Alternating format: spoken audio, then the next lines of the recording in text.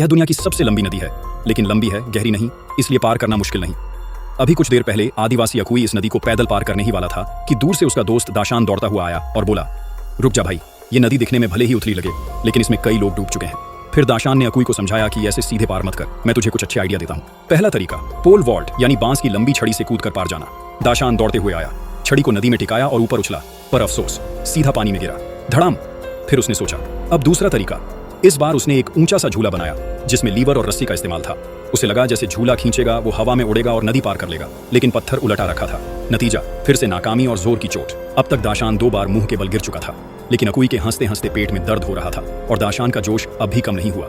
आखिरकार उसने तीसरा तरीका निकाला, पलटन का हथियार, एक बड़ा सा गुलेल यानी कैटापल्ट।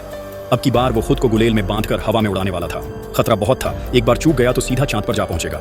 2 बार फिर गलतियां हुई, या तो कमजोर या उलटी दिशा, लेकिन चौथी बार दाशान ने जैसे ही लीवर खींचा, ढाई, गुलेल से निकला और सीधे उड़ गया, इतना दूर कि शायद देश ही बदल गया। अकुई खड़ा खड़ा देखता रह गया और सोचने लगा, इसका दिमाग तो गड़बड़ लग रहा है। फिर अकुई ने बिना कोई नौटंकी किए बस नदी में पैर रखा और आराम से पार कर गया। असल में नदी का बहाव तेज था, लेकिन पानी कम था। हकीकत यही थी।